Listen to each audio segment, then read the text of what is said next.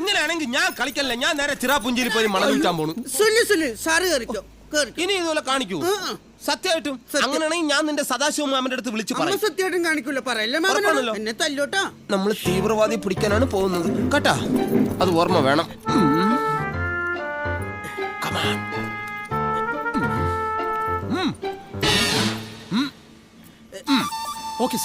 എന്താ sir signal കൊടുത്തേ? അവന് മനസ്സിലായി, നിനക്ക് മനസ്സിലായില്ല സാർ? ഇവിടെ 4 ഇഡ്ഡലി 3 പരിപ്പോട 2 പഴംപൊരിയുന്നു. ആ നല്ല വിശപ്പുണ്ട്. ഓക്കെ, എനിക്കും. ഇനി വന്നോ.